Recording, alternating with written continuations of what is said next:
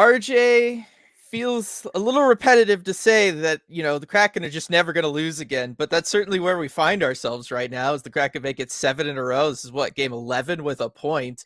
I mean, this team is unstoppable. It sure feels that way. And even though they had a bit of a rough start tonight, I mean, they corrected it very quick. It just feels like they have the wherewithal to deal with whatever problems may or may not come up in a game. And this was just such a comfortable win, too. It just never really felt in doubt. Yes. No, it was one where I was a little worried that the 4 days off was maybe going to be a little bit too much time. Maybe that's enough to kind of cool off the hot streak that Joey's on, that the rest of the team is on. But you know what? They were able to shake off the rust really fast in this one, get back in the game, take control of the game, and then they just never let go throughout the rest of it.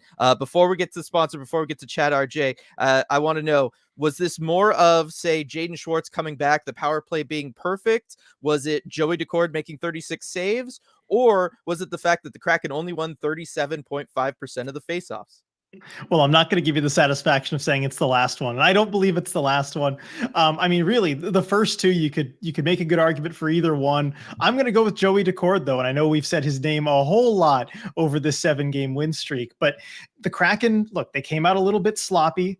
They allowed a breakaway early on. I mean, the first goal that Buffalo scored, he was hung out to dry, but he did enough to keep the Kraken in the game while they found their feet, and that's something he's had to do a lot during this win streak and even beforehand, is just giving them the time to settle into a game. He did that again tonight. And this is one where they were sloppy enough, I think, that, it could have been 2-0 or 3-0 if they had played the way they had in the past and maybe didn't get the goaltending, didn't get a few saves. So I'm going to go with Joey. All right. That's very, very fair. Of course, he's been a big part of what the Kraken have been doing here as of late. Want to take a moment to, of course, thank our sponsor, Flatstick Pub, for sponsoring this, as always, as they do with all the post-game lives for this season 3 for the Kraken. Really, really appreciate them. News on a potential watch party coming soon, everybody. Like, we're definitely Coming working very with them soon, yes. for that South Lake Union location. We're working on it. We want to be out there with you all.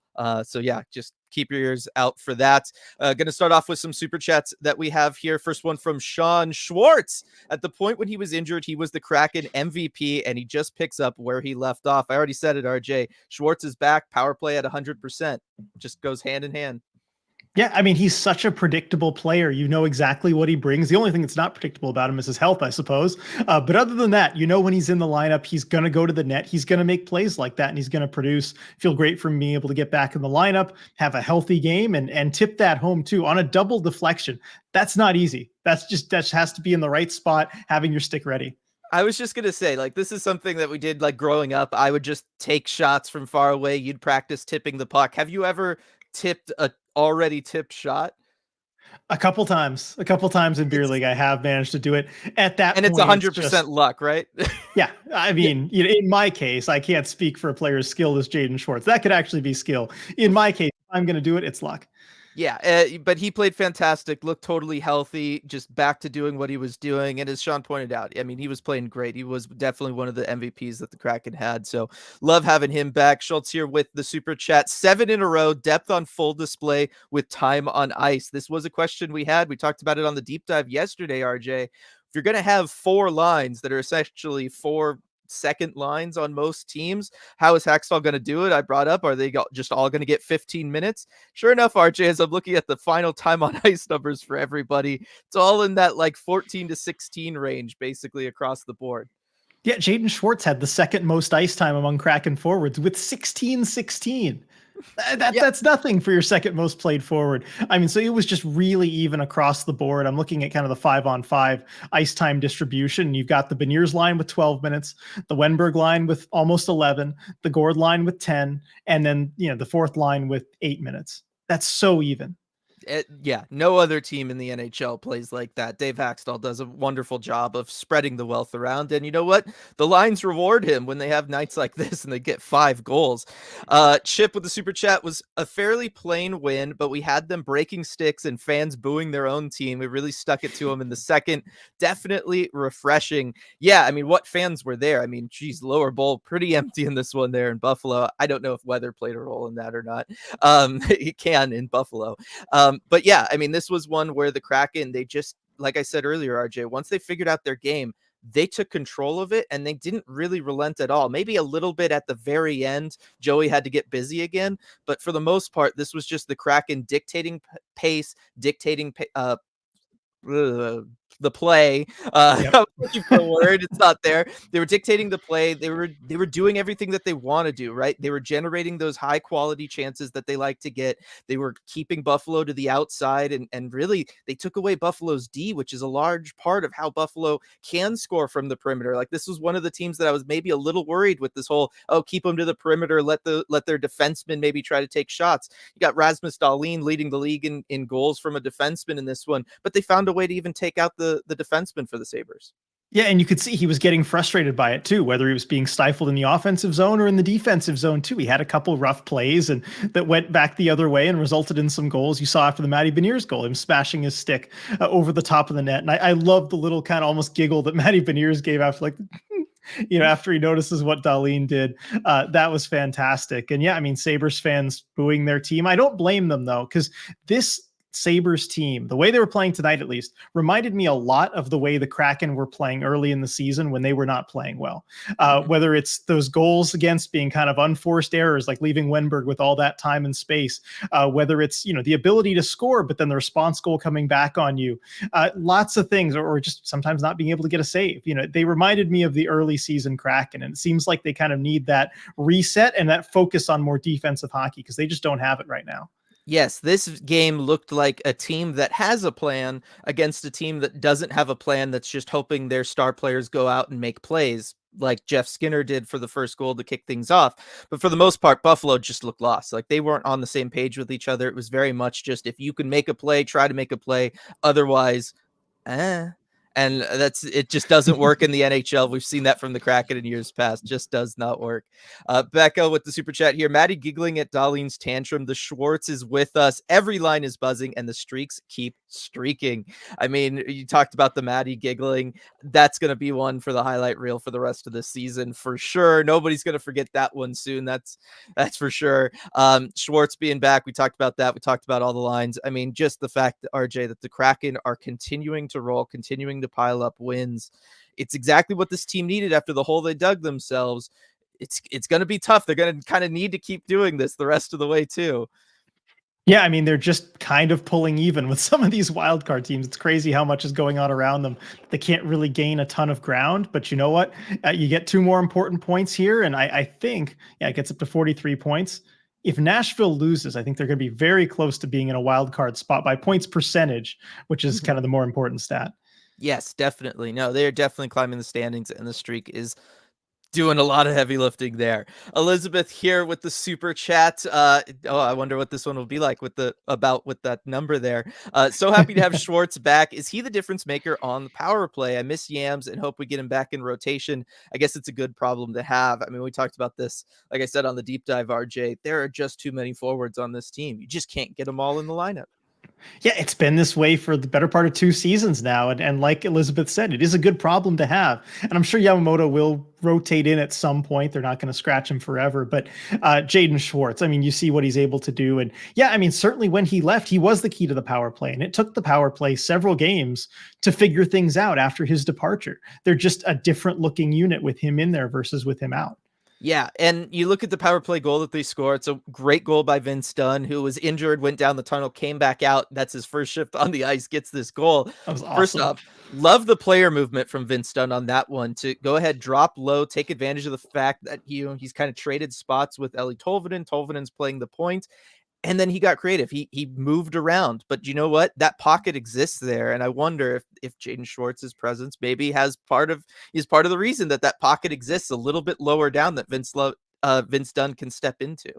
Yeah, and as I'm watching the replay here too, I mean, you have the Sabres defensemen kind of with their heads on a swivel there, making sure that Schwartz doesn't get too far behind them, and that's what's in their mind.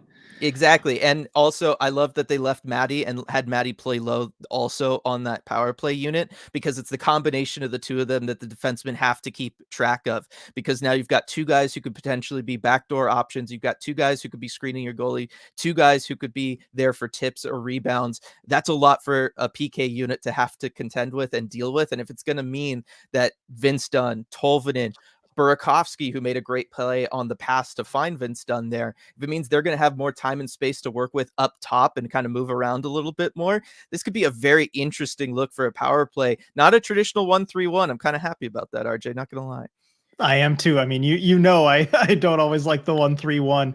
And yeah, it seemed like, again, the way they were moving that puck around so fast, that's something they've worked on. You don't just do that by accident. You have to know where the guys are going to be. So it's intentional. Oh, definitely. And then, of course, from Gregory, the super chat, lemon lime, Gatorade time, baby. The second period was amazing. Glad to have Schwartzy back. Joey. I mean, some of the saves from Joey tonight, they're exactly what we've expected. Good positioning at times, fantastic desperation saves at others, flash in the glove. I mean, it's all good. It is. I mean, my favorite one, though, my favorite save of this game was on a breakaway against Alex Tuck, and it was a shorthanded breakaway right before that Vince Dunn goal we were just talking about. I mean, if Tuck scores on this breakaway, that Dunn goal doesn't happen. It's a very different hockey game. And I love it because it's so Joey Daccord. I mean, this is just ultimate him, where Tuck's going to the backhand, and most goalies are going to try and stay compact. They're going to try and not move very much, make the shooter make a move. Instead, Joey just puts his stick out to the side, just kind of reaching out to where Tuck is probably going to be. And then Tuck sees that, slides at 5-hole, but Joey knows that's coming. He's able to close the pads up really quick. It's the kind of move, like, you give the shooter something and then you take it away, knowing that they're going to try for it. Most goalies don't do that. That's really bold. I'm telling you, I've said it before. He's the best breakaway goalie right now. He stops multiples every single game. I don't remember the last time outside of a shootout that he got scored on a breakaway. Like, it's been so long, and it's not because the Kraken don't ever allow them, right? Like, every team does it. The Kraken maybe do a little bit more than some others, but he's always there. He always makes the save. He's just so talented when it comes to those. I will say this just on the first one from Skinner, that Skinner goal.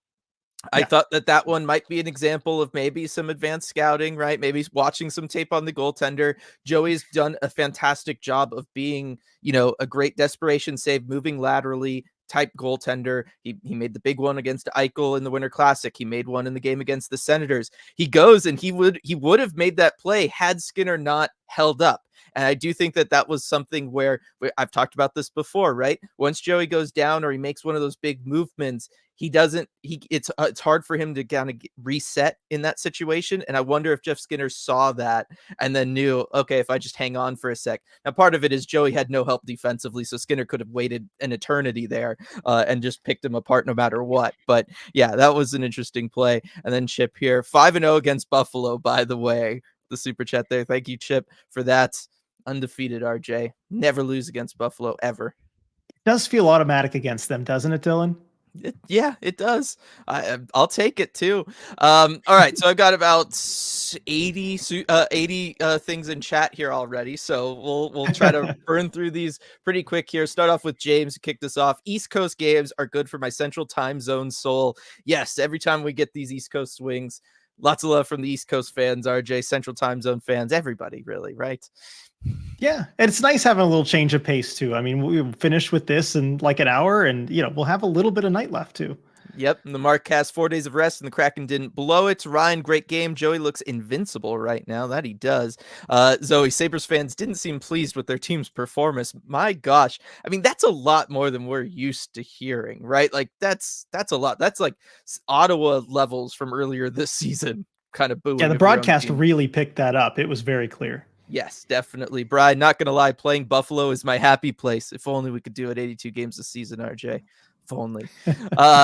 Jake, we're never losing again. I mean, I can't argue with it. Playing like this. I was going to say, like, remember last year in January when it was like, 2023, year of the Kraken. Just saying, haven't lost this year either.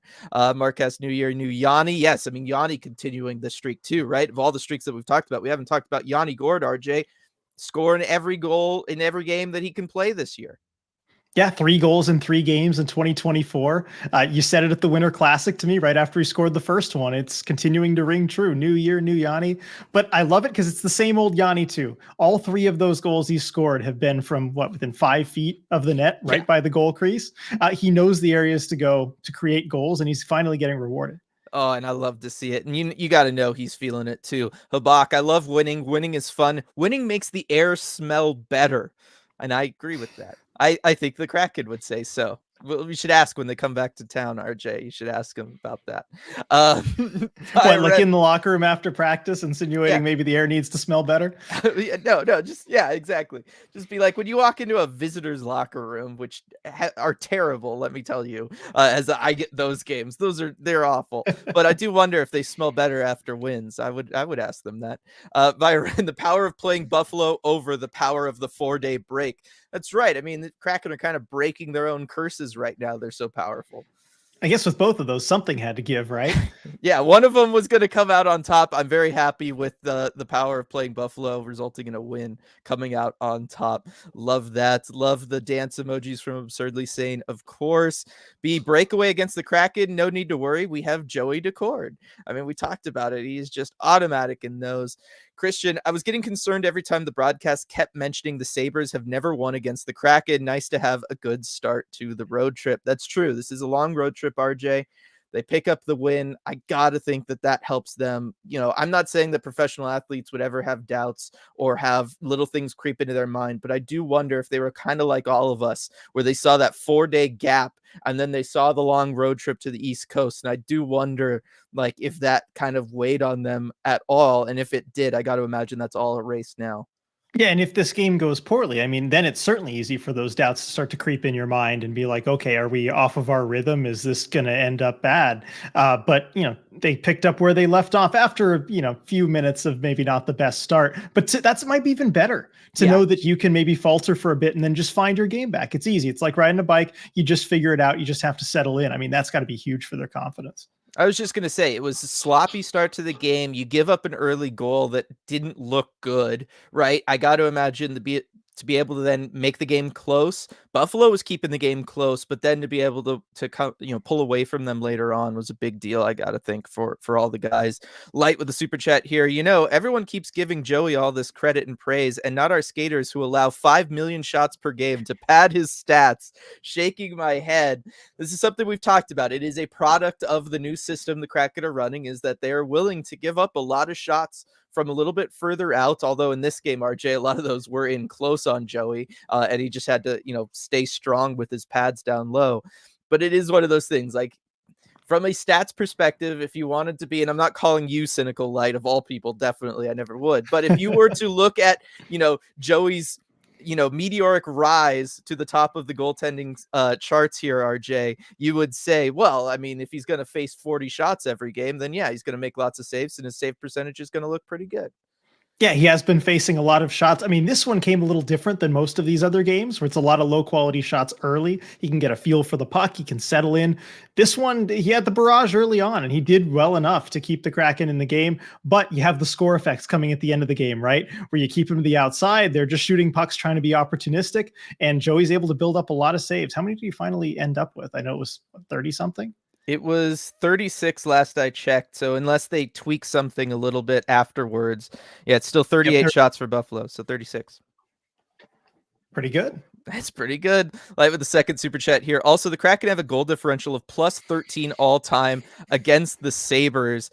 I mean, that's got to be their best, right? Like, I can't think of a team that they would have a better one against.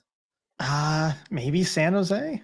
Well, I was gonna say San Jose, but you know what? Like, San Jose always, for whatever reason, plays the Kraken close, right? At least up until this year. In years past, they have. Maybe Chicago. Chicago would be the only other one because I remember some like big wins against them last year. That would be an interesting one. While you look that up, I'll read this other super chat here from Patrick. Joey with the 947 save percentage tonight. Pay the man. They did this offseason, so they got to wait at least another offseason before they could pay him more. On top of that 2-year term's looking pretty great, huh? Oh my gosh, what a steal of a contract. Ron Francis does it again. Are any of us really that surprised? We shouldn't be. No. I figured out the goal differential, by the way. Go for it. Yeah, that is the top at plus 13, actually. It passed plus 12 over the Chicago Blackhawks. Oh, well, there you go. I was close at least.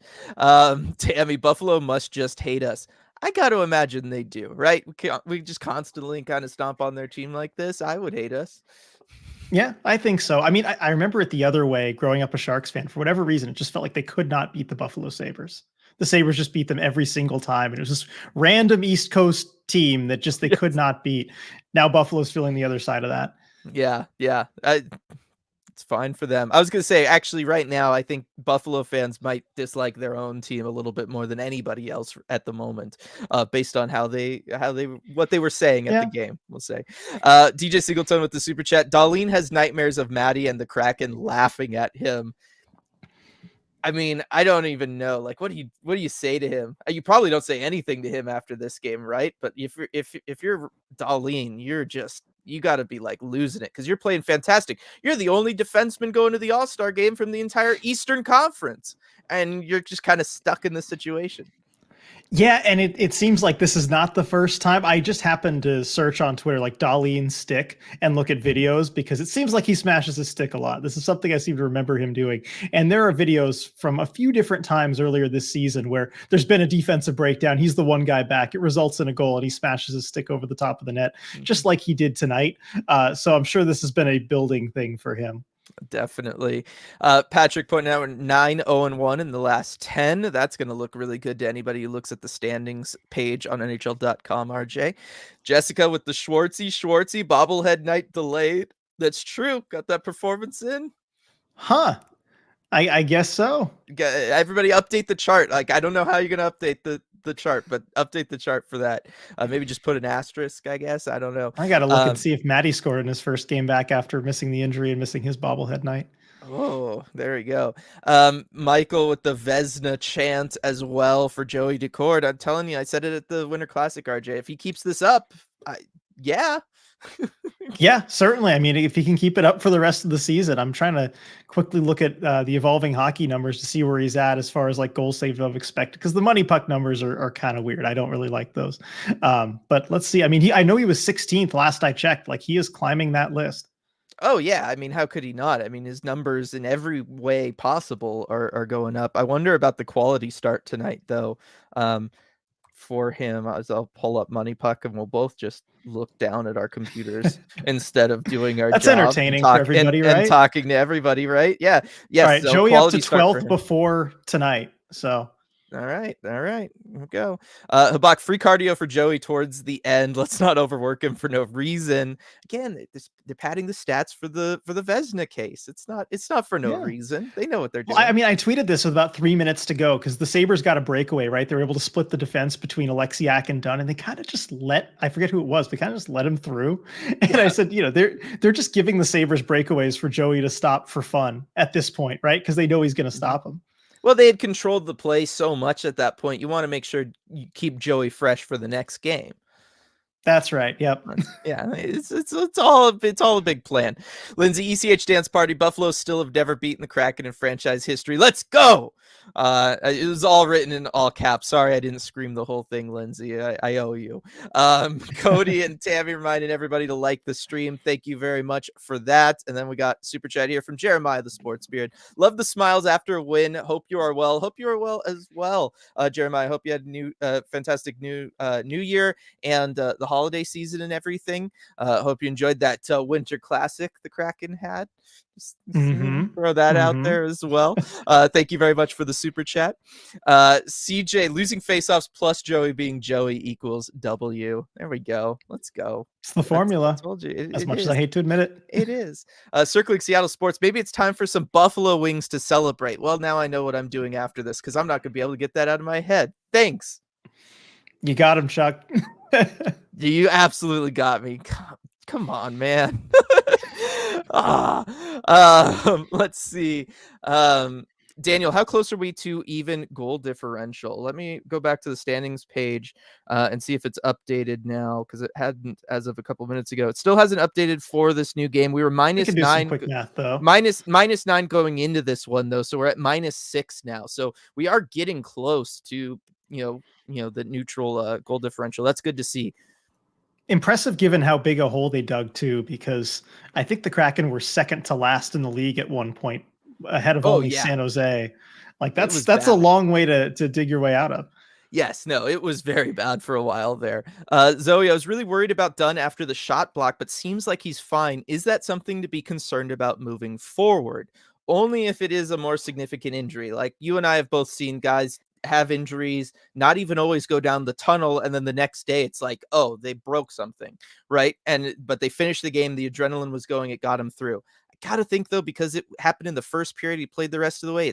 You shouldn't worry too much about it, but you just really don't know. Yeah, exactly. We can't know. I wouldn't be too worried about it given, like you said, how he was able to come back and play most of the game afterwards. If it was late or something, then we might have to worry about it. Also, being in the arm/wrist area, it might be the kind of thing that's easier to play through rather than your leg not working as well as it could be. Yeah, those tend to be tough. Let's see. B Dunn going down the tunnel, and you come out a few minutes later and get a power play goal on his first shift back was an emotional roller coaster for me. I think it was for all of us. But what a statement way to come back, right? Like, because that was kind of the first way I noticed him too. Was he was part of that cycle, with Tolvanen and Burakovsky there, and it was like, oh, okay, cool, he's back, good to know. And I then was get in the the middle goal. of typing the tweet about him being back, and then he scores. I'm like, all right, let's scratch that. Different tweet. Yep, definitely, definitely. How about Berkey on the power play too, right? 2 games in a row now where he's just looks so comfortable being that distributor from the right side. I love having him there. Yeah, it's great. I mean, he's another guy like Schwartz that just adds a whole other dimension to the power play. And that's why it was such a big challenge having both of them out of the lineup for such an extended period of time. You really had to make big adjustments, but you bring his skill, let him do his thing. And it's also good he's able to get some ice time that way. He's up to 13 minutes of total ice time on the game, inching his way up. I don't want to speak for him, but kind of reading between the lines of his answers the last few days, I think he feels ready for a little bit more responsibility there. He's getting there slowly, but I think he's really trying to take advantage on the power play. Oh, definitely. Oh, definitely. And it'll come to, right? Like they only Yeah. had the one power play in this game. You're gonna get more than that in future games. DJ Singleton with the super chat. Can we talk about the Chalet Rykov Mesar super team, or is that for Prospects Live? Well, mostly going to be for Prospects Live, but yes, I will talk about it briefly right now as I casually throw up this screen here real quick, just so everybody can see when the next Prospect Live chat is going to be on January 29th at 7 p.m. over on Patreon. Yes, so for everybody who hasn't heard yet, because the game was going on earlier, the Kraken game was a little earlier than normal. Yes, Edward Shalley, the Kraken's first round pick from this past year. He's been playing in the OHL this season for the Barrie Colts. They were a very poor team, really not good this year. He didn't have a lot of guys to play with around him. And for a cerebral playmaking player like him, that was less than ideal. Got traded today to the Kitchener Rangers, who are putting together a super team, as DJ Singleton called it, which it very much is, to try to make a push for the Memorial Cup. I can't be happier for him, RJ. I mean, he was a borderline point per game player on a really bad team. I can't imagine what this is going to do for his numbers and his ability just to grow and continue to adjust to the North American game, being able to play with other Kraken top prospect, Carson Rykov, who has been lighting the OHL on fire all season long. You just love getting that where as an NHL team, you can have two of your top prospects playing with each other, building that chemistry before they even get to the NHL, before they even get pro. Most teams don't have that luxury. And I mean, couldn't have had a better result with this trade. And I imagine DJ Singleton too, it's probably going to make your watching schedule just a little bit easier. Yeah, well, and you don't have to sit through those terrible Barrie Colts games anymore. So congrats A little on more fun that. too. Yes, definitely, definitely. Nicole, Buffalo is my second favorite team, and I 100% agree with RJ. They are not consistent at all, disappointing to watch sometimes. So there you go. Got that there. Christian Darlene's tantrums against the Kraken is hilarious. One of the funniest moments in the first year was when Darlene lost an edge trying to swipe and miss at the game-winning puck. I remember that, RJ. I remember that very well. I mean, that was hilarious when that happened. It was so funny. Sam, question for Dylan. Given that you've been a fan of Zach Benson, what do you think of his play so far with the Sabres, and if it was the right move to get him into the NHL straight away? I've been a fan of his. I've continued to be a fan of his with the Sabres. I think it was a bold choice to bring him into the NHL. I thought, from playmaking and hockey smart standpoint, he was ready for the NHL. Physically, I mean, look, he has missed time this year because he has gotten injured. You looked at this game, and anytime there was anything along the boards, I mean, I think it was Vince Dunn who just completely manhandled him beneath the goal line when there was, a play behind the net for Zach Benson to make. that's always going to be a problem for him. Like, even as he continues to grow and develop and add weight, he is always going to be on the smaller side. But at the same time, RJ, he was able to come out and make some big plays for the Sabres in this one too. Had an unfortunate turnover for him. It led to a Kraken goal right away. I believe that was the Yanni Gord goal. Yep. But yeah, he's played really well. I think it was a bold choice from the Sabres to do that, but they obviously really believe in him. And I guess, if the size is always going to be a concern, you might as well just get him there if he's ready. Yeah, I imagine those reps will probably help. And the skill was definitely evident watching him tonight. He's going to be a heck of a player. Definitely. Sean, I felt that Cartier played pretty well, but I suspect the rotation with the Ams will start relatively soon. I mean, the one thing Cartier has in his favor is playing center on that line, RJ. That's right. And as you pointed out on the podcast, Jared McCann on that line can also play center. I think they'd prefer to not have him do that, but it's something you can do if you want to get Yamamoto back into the lineup. Looking at the ice time for that line at 5-on-5. Yeah, I mean, they were pretty much the fourth line. I mean, McCann had a little bit more than those other guys, but I was curious if his ice time would go down as a result of being on that fourth line, and it did. Yeah, so I mean, it's still something that I don't think this is like it's going to stay this way long-term solution, but for now, and certainly while you're on the winning streak, I guess why change anything, right? Yeah. Although I guess also, you have to look at the score, and then third period probably skews that. You know who had the least ice time at 5-on-5 among the forwards? Ty Cartier? No, Oliver Bjorkstrand. That tells me they're up 3 goals. They don't want to risk him. They're just, I was just going to say, one, they want to get him into the All-Star game because he's already canceled the Airbnb. So he's got to go now, right? And he took a big hit earlier in the game too. I was just going to say, and that big hit that I am just shocked at how fast he picked up. That one angle they had where you're looking right down at it, that was brutal. Yeah, it was. I mean, clean hit, it was just in a dangerous area, where you're glad he's okay. But the Kraken have a few players like that are on the smaller side, but they just somehow get up from these huge hits when they're hit. Definitely. All right. So we got Lindsay talking about how LA lost in overtime, so only 1 point for them. And then Demir's asking the question, RJ, is it too optimistic to think we can catch LA? I say no. I say yes, because I think they have a lot more games in hand and they're playing well. LA is not the team I'd be looking to catch. If if you're looking at one of those top 3 teams in the Pacific, I'd actually say Vegas. They've been a little off recently. They're losing some more games. Points percentage wise, I guess LA is a little bit below them, but I think LA might kind of catch fire late too. I was going to say, and I don't think the standings have caught up to the LA overtime loss. So it'll be 2 games in hand for LA there, whereas the Kraken are even with the Vegas Golden Knights, but Vegas at 51 points, Kraken at 43. That's a big gap, RJ. I don't know. It's a lot. I don't think it's all that realistic to try and catch one of those 3 in the first place. There's just such a big gap from the beginning, but you're never out of it for sure. No, it wouldn't surprise me if, Nashville is really the team to catch. I'm kind of surprised at how they've been hanging in there at that top wild card spot for as long as they have. Would not surprise me if this ends up being a year in which there are 5 Pacific Division teams, RJ, as the Kraken and Oilers take the 2 wild card spots. I could see that. And it's worth remembering too. All you got to do is finish in the top 8. Seeding does not matter in the NHL. So, it's not really, you don't really get much from being the 3rd seed versus a wild card. Yep. And then you just hope that maybe you draw like a Vancouver first round series. That'd be nice. So like everybody could travel and it would be really fun and their PDO bender will end because they always do. And that would be great. Lindsay, Sergio pointing that out too. Yep. Lindsay could happen. Yep, Lindsay talking about them as well. Don't look now, but the Kings are on a 6-game losing streak while the Kraken are on a 7-game winning streak. Why don't we try for 3rd in the Pacific? I'm ignoring games in hand. So there we go.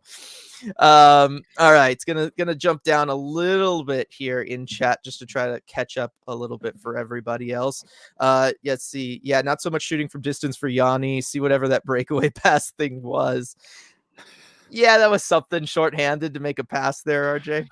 I get what he's going for. You're up 3. I did tweet out the screenshot of it because that was just hilarious. Like, there's nobody else in the frame, but he just keeps looking over his shoulder, trying to find his teammate. I can't criticize him too much because you know what? That's the exact thing I would do in beer league. If I knew my team was up by a bunch of goals and I had a teammate somewhere behind me, that's the kind of mistake I would make. Okay. I've Sounds done it in the past. Yeah, yeah. I mean, to be fair, I thought he made a good move, and then when he saw that Levi kept up with it, he was like, "Okay, well then I'm not going to try to force just a weird janky shot. I can go for a larger play here." Um, got one here from Zoe. Schultz second star is very confusing, and then Becca saying, "Did they mean Schwartz?" And it has since been corrected to Jaden Schwartz on the NHL That's website, so funny. makes a little bit more sense. I was gonna say, like, I mean, Justin Schultz had that really good, like, where he covered for Joey, right? Joey was caught on the other side. Schultz came around, stopped the wraparound by kneeling down in the crease there, but that would be you'd have to really weigh one play heavily to make him second star in a game in which his team won 5-2. Yeah, it'd be one of the emptier stat sheets to be named a star for sure. But hey, you know what? They're not the first people to make that mistake. You know, we've accidentally just said that a few times. Yes, definitely, definitely. Casey feels like picking up Tatar was really big, just like Tolvi last year. I like the way he fits in with the team. Impressive move from Francis. How about that breakaway, RJ? Well, I mean, you know, I'll say Levi did his homework. Like on Mhm. Tatar there. Like it's the same move that he went with last game and scored on. Levi was absolutely ready for it. He drew a penalty though. You know, good on Yeah. Tatar there. But I mean, the big thing, he's unlocked Matty Beniers and that Yes. confidence and that swagger that he can play with. Yes. Here's the thing. There wasn't any defenders in the way. That's the problem, right? Think of all the big Tatar goals he scored for the Kraken. It's been him dancing, bobbing, and weaving through a lot of traffic, through a lot of defensemen. Uh, Nothing for him to do there, right? Just one-on-one with the goalie. He needs more. Like, he can only score in more impressive fashions than on a simple breakaway. I mean, is this like the reverse of the Kraken just allowing breakaways because you know Joey Daccord's going to stop them? You have to score in a more challenging way. Yes, I'm saying the next time he's on a breakaway, he should just kind of hold up, post up, let the rest of both teams catch up, and then make a move. There you go. Have Yanni coach him there. Exactly. There we go. Oh man. I know All-Star game ultimately means nothing, but go vote for Joey anyway. He deserves it from B there. Yes. And they released kind of the latest votes for the All-Star game. No additional Kraken are right now in a spot where they would be going to the All-Star game. So everybody got to go and vote. Is it NHL.com/vote? It might be the Is website. that Let me what it try to is? pull. It has been in Okay, years Dylan, I past. know you're trying to lead the charge here. I'm sorry. I'm going to be the realist here. It's so tough to compete with those Canadian markets that vote Yeah. for players. I'm just going to tell everyone right now. I'm sorry. Vince Dunn and Joey Daccord are not going to the All-Star game. Like, you can't outvote these people in Toronto or Vancouver. It's just not going to work. And you know what? I think that's a good thing because you don't want them with any more wear on them than they have already this season. Like Joey's playing a whole lot of games. I want him to get a nice deserved break during that time. Same thing for Vince Dunn. So I think it's actually a good thing if you're just going for team success. I understand where you're coming from, and also there is nowhere on the NHL.com homepage that has a link to vote for All Stars, which I way to wonder go, if there is on NHL. the NHL.ca or whatever the Canadian page is. Oh, that's a good point. That'd be I funny to check. That would be so funny. Let me pull that up here real Go quick. for it. And Lindsay saying Kraken players are probably voting for other players to not get their vacations ruined. Exactly. Leo saying let them have their vacations. Casey, not exactly a can-do attitude there, RJ, but I do appreciate the honesty. No, it's not okay. Yeah, I'm with you. It's a don't want to do attitude. That's really what it is. Yes, that's your issue there. I'm I mean, having that is issues really my pulling up. issue in life, Yeah. but I wasn't gonna say anything. All right, here.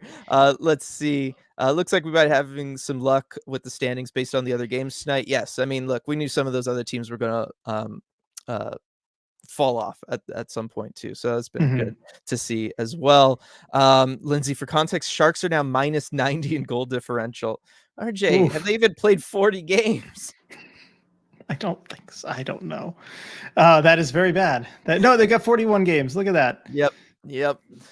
Hey, the Super Bowl champs are in here, RJ. Finally made the post game live. Best show there is, lemon lime Gatorade time. Well, appreciate that. Glad you were Nice. able to finally make it. All 53 of you. Let's see. Love having the handles of Berkey back from Sean. Oh, definitely. I mean, he's been so fantastic. Tammy, I saw on the broadcast that Fergus has 9 points in 2 games. I hope he gets to play in the NHL. Nothing else, he'll be great in Coachella. Oh, yes, he will. Oh man, because he can continue doing this stuff in the AHL. I still have my doubts NHL wise. It's my turn to be the Grinch, I guess. But There you go. I'll help you out there. But yeah, he certainly will light up things in Coachella Valley for the Firebirds.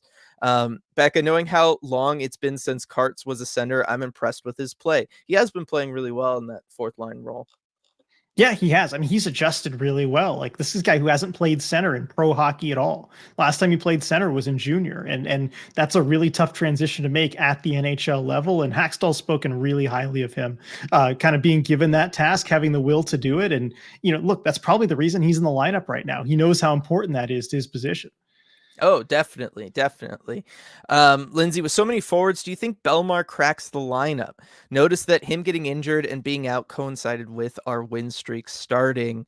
Look, I kind of thought all along, RJ, it was one of those. I think I said this before the season even started, that I didn't think he would be an every night player for the Kraken this year. I thought he would be as part of a rotation just because of his age, his speed, his skating's not what it used to be, all that kind of stuff. But that he was more of an addition for the locker room and for the guys, and then to be somebody that, yes, if you dress him, he can be that, like, throw him out there, win the big face-off that you need to win in that moment kind of player. But I do feel like a lot of bringing him in was for the off-ice stuff, if maybe even a little more than the on-ice stuff. Yeah, and it does seem to be playing out that way. I think if everybody's healthy, he's a rotational player at best, but man, is he good in the room. And that's good for the Kraken to have. And, at that stage in his career, I think he's embraced that role. Oh, definitely. It certainly seems that way. I mean, he just is always all smiles, just all the time. At least whenever I'm around, baby, that's just me. Yeah, and Zoe pointing out he read the lineup for the Winter Classic. That was great watching really the mic'd up video. Yep. Yes, it was. It was really tough to kind of see him go out there for the team picture and everything when they practice, but he's on crutches. Like, how important that must have been, right? To not be able to be out there and skating with the guys. It had to be rough for him. Edward, good to know with all the ups and downs this season that the Kraken still know how to rattle the Sabres. Yeah. I mean, you like when there's those constants you can fall back on in life, like the Kraken beating the Sabres. Yep, the saber rattling there. I like that. Yes, I know. Let's see. I'm glad I'm far from the only one getting Schwartz and Schultz messed up from Patrick. I still have to really make sure I do it, RJ. It's tough. Yeah, we should be glad, I guess, that Jimmy Schultz isn't an NHL level player. Don't even start with me. Nicole, what'd you guys think of McCann tonight? So I will be honest, we talked about him from an ice time perspective, RJ, talk about him a little bit. He might be the only forward I just didn't really notice.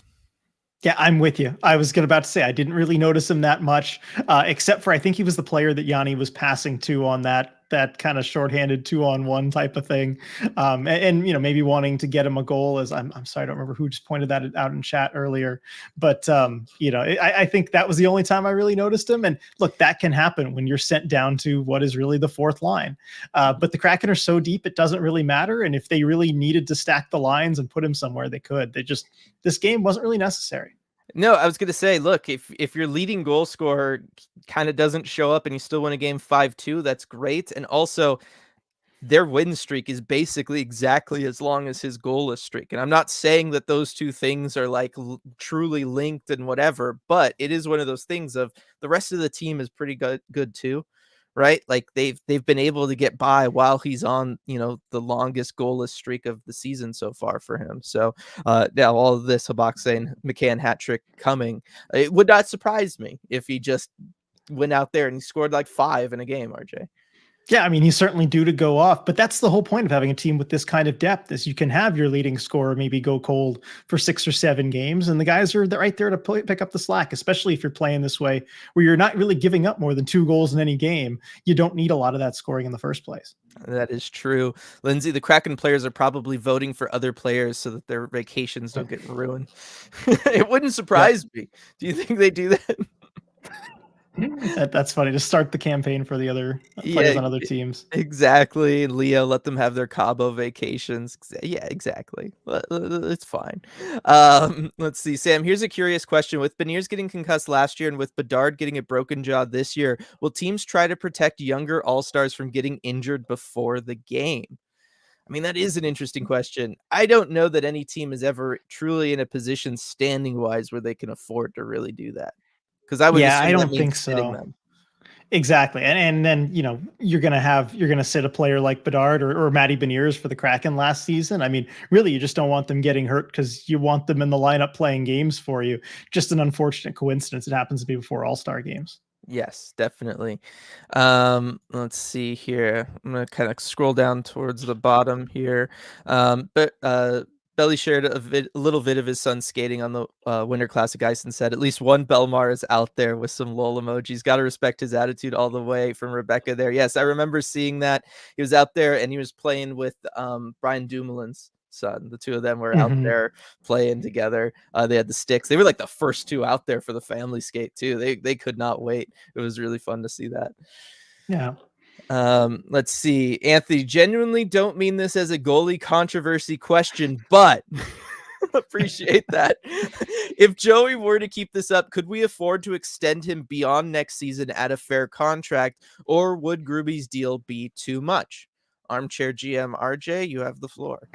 All right, let's go. As Yeah, an I armchair. casually throw this up with the January Yeah, 23rd Armchair GM stream at 7 p.m. exactly. over on Patreon. Yeah, and it's these kind of questions that we talk about. Good job with the plug, Dylan, on the Armchair GM stream happening on January 23rd. Because it's just the kind of thing where you have to look into the future, right? Joey's got another year left on his contract, and it's I never like to put too much money in goal. That's kind of my philosophy there. And if he keeps this up, through the end of next season? I mean, that's looking like a very legitimate starting goalie. And you do have some issues there where, I mean, at that point, Grubauer is going to have, and I'm double checking to make sure I have this correct. Grubauer is going to have another 2 years left on his contract still. You really can't afford to pay, because at that point you're looking at probably 10 million, north of 10 million in goal. I don't think you want that from a roster construction standpoint. At that point, you might have to look at potentially buying out a Philip Grubauer, depending on how Grubauer's play is going, or maybe trading him if he's able to turn it around, assuming that Joey just takes the reins and is your starter. I think you also then have to be skeptical of then, at 29 years old, signing Joey to certainly a long-term deal if that's what he wants, because then you're looking at the territory of when you sign Grubauer and how that deal can kind of go wrong for you. Yeah, I think Joey's had a lot less of a workload on his body, and well, I guess Grubauer was back up for a long time too, He so I guess was. you can't even say that. Yeah, no, And just it's also knowing the inherent, instability of the goaltending position. Daccord could still have another great couple seasons, and you just never know. I mean, you're seeing that on the upside with Daccord this year, and the downside with Grubauer in his first season with the Kraken. You just never know. yeah, exactly. You at least mentioned it, RJ. You mentioned the buyout, so appreciate Yeah, that. I did say that word only because I was in armchair GM mode. I try and keep ideas like that off of the post game live, I but know. I had the GM hat on there for a little too long, I think. I know. No, it's fine. It's just it is what it is kind of thing, right? It's yeah, I'm with you. I think you just got to wait and see. Like, there's a lot of time between then and now. Right. And Yeah. I think it right now you just live in the moment. You take it day to day. You got to know that that's what both of these guys are doing. Right. Grubauer's taking it day to day as he recovers and tries to get back out there. Joey's taking it day by day as he just, wants to continue the streak that he's on, continue to perform well in this opportunity that he has that he's never really had the opportunity to have. And so I think, and if you're the team, you do the exact same thing and you keep that focus around them to not try to get too ahead of yourself there.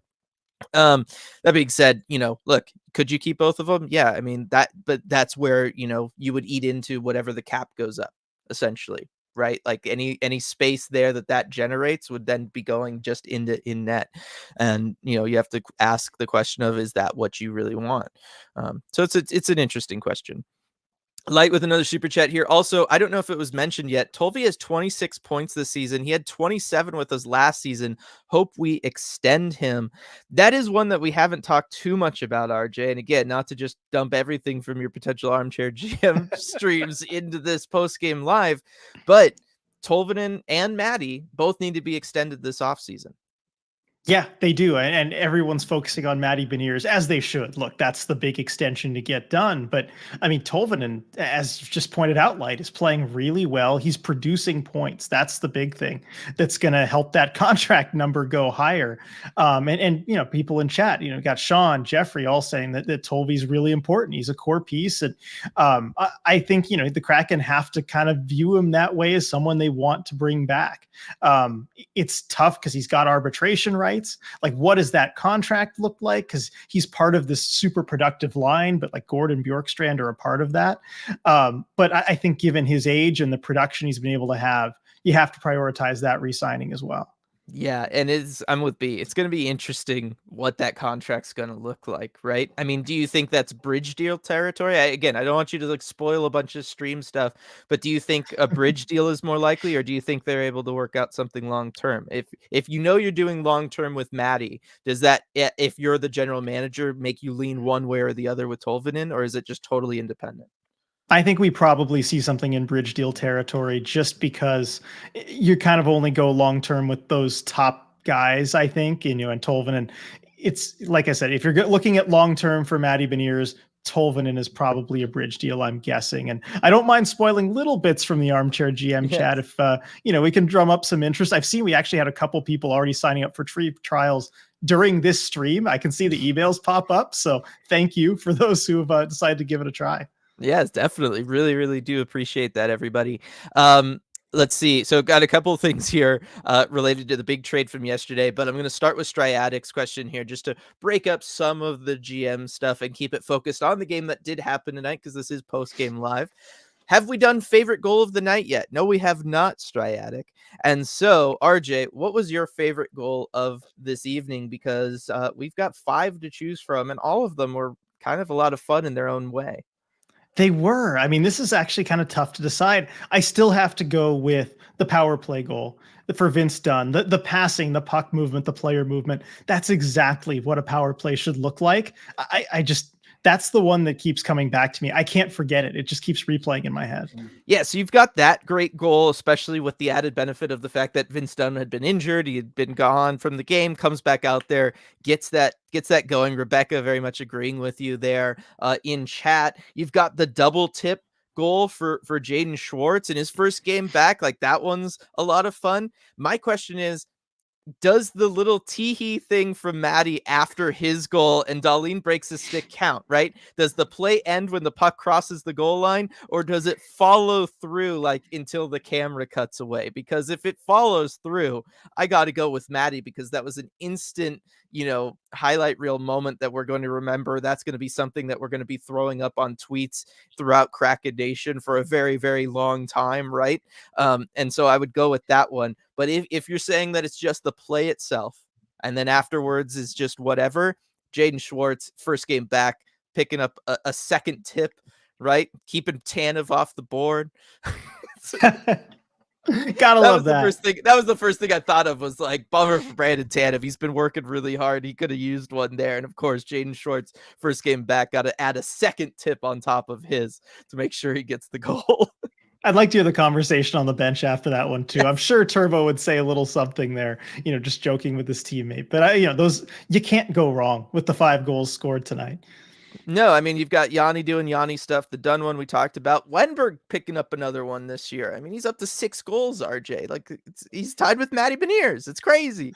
Yeah. Gotta love that. And it was a pretty one. And then those other 2. So yeah, some good stuff. And yes, as Zoe pointing out, there was definitely a certain word that we could hear from Brandon Tanev late in this game. I heard all that. Yep, I caught that too. Yeah, I think we all did. B, my favorite was a tie between Dunn's and Maddie's. Tammy, that Berkey pass to Dunn was my favorite. Oh yeah, double tip was fun too from Casey. Sean, the Dunn goal comes right in from the dressing room, first shift, boom. Yeah, I mean, there was some good ones tonight. There was, in addition to them all being scored, they were all fun in their own way, which is nice. Stratic, I feel like a Selly reaction is part of a goal, like dessert is part of the meal. All right, well there we go. And I Okay. guess my answer is different. All right. Interesting. I have dessert with my meal. I don't know. Celebrating a goal while scoring it. Try it, RJ. Next beer of Yeah. the game. Yeah. But yes, you are the only person I know who eats dessert with the meal at the same time, consistently, and you've done this for over half your life now, presumably your whole life. Uh, Yeah. I'll ask next time I'm over. Let's see. Okay, so with the big trade yesterday, RJ, Sam's asking, with the Gauthier news, I find it so funny that people thought Shane was going to be the head case while completely overlooking the guy picked directly after him.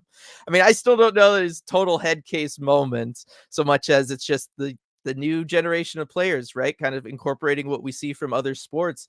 And the idea that, look, a lot of players for a long time, and this is something I'll get into more on the Red Glare when we talk about the deal, RJ, players for a long time have been trying to lay the groundwork for future generations of players to control their own destinies a little bit more.